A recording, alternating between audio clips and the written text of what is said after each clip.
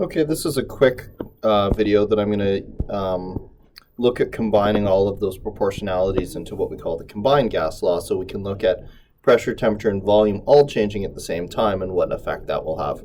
We are still making the assumption here that we are dealing with a fixed number of gas particles.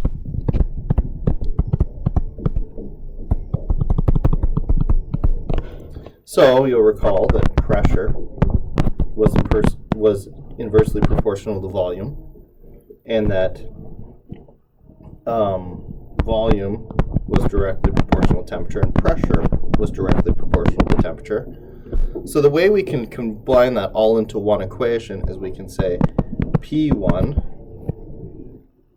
V1 over T1 goes to P2 V2 over T2. So that one expression will relate all of those changing gas proportionalities in one equation. With that in mind, we can think of a situation like a helium balloon flying up into the air. And we can try and imagine what would happen to that balloon. So what's important here, assuming this helium balloon is going very far up, is that the helium balloon will experience both a change in pressure as we go up very high. Remember that atmospheric pressure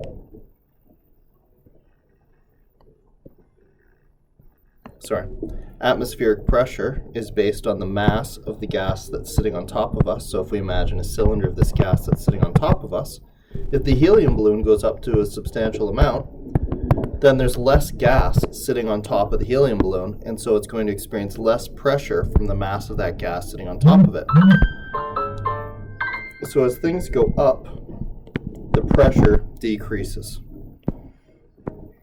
Alternatively, as we get away from the surface of the Earth, since the surface of the Earth is very good at absorbing light, and as a result, it's quite hot, the higher up we go in general, the colder it's going to get.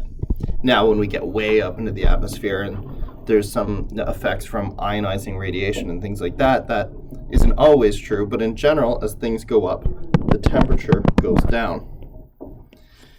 So what's going to happen to the volume of this balloon? Well, if we look at the pressure in the first place, volume is inversely proportional to pressure, and so as the pressure goes down, the balloon should be getting bigger.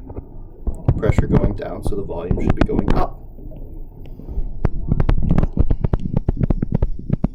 As the pressure outside decreases, if we imagine our balloon, that means that the amount of molecules hitting the balloon from the outside is going to decrease. Meanwhile, the number of molecules inside that are hitting is remaining the same. So here my force is lowered, and here my force is constant. That means that the inside is going to win this battle and push the balloon out to a point where those forces become equal again.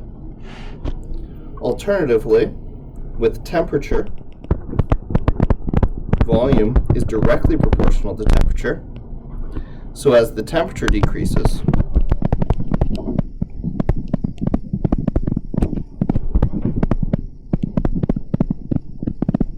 temperature goes down, the volume will go down. Again, imagine those gas molecules banging into the side of this container, holding it out. When the temperature goes down, those gas molecules slow, which means both there are less collisions with the side, and the individual collisions deliver less force. As the force goes down, the area that it's spread over will have to go down as well, so that the pressure can remain the same as the pressure outside. So, with less molecules banging into the side, the force in the inside gets weakened, The force on the outside is remaining constant.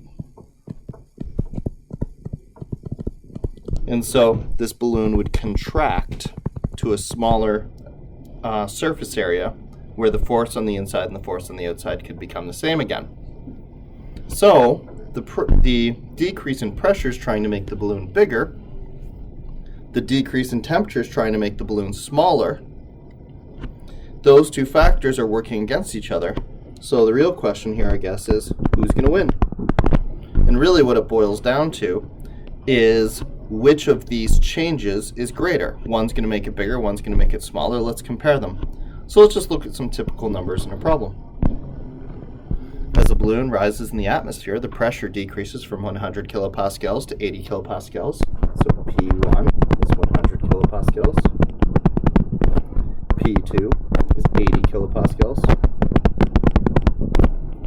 At the same time, the temperature decreases from 23 degrees to 5 degrees, and of course those are both in Celsius. Negative 5 degrees, that is. So let's assume we started with a volume, 2 liters. What's my final volume going to be? Don't forget that whenever we're dealing with these ratios in temperature, we need to deal in absolute temperature, so I'll convert both of these numbers over to Kelvin.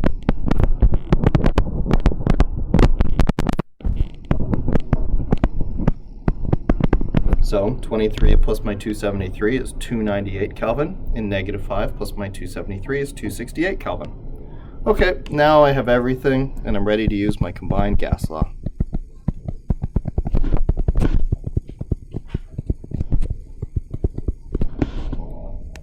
$100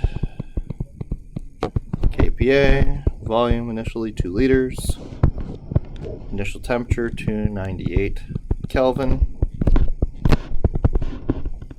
80 kPa, new volume I don't know, and my temperature is 268 Kelvin. So 200 divided by 298, 0.671 kPa liters per K. 80 divided by 268, 0.2985 kPa per K, V2. And now I'll divide both sides by that 0.2985.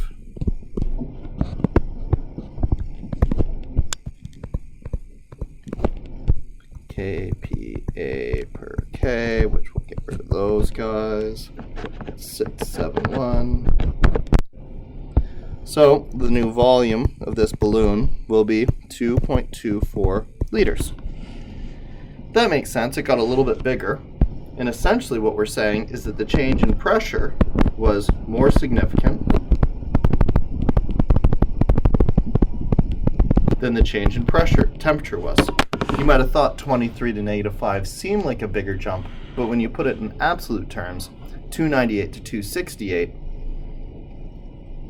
is it 25? Oops, I did 298. That should have been 296. Oops.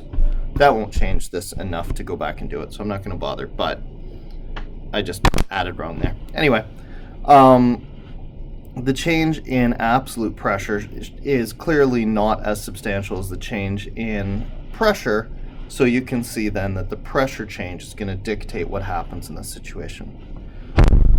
So if the only thing that's fixed is the number of gas particles, we can use the combined gas law. We talked about a situation where two factors are working against each other, and we were trying to decide if a balloon would contract or expand when it floated up in the air. In doing a calculation, we can see in the end it just depends on which change is more significant. Is the pressure change a greater change, or is the temperature change? And keep in mind, it's not the difference between the two things, but the sort of percentage change. So the 80 out of 100 is like 80%, where 268 out of 298 is like 90%. So this changed by about 20%, and this changed by about 10%. So this change is more significant. leading to our balloon getting a little bit bigger at 2.24 liters.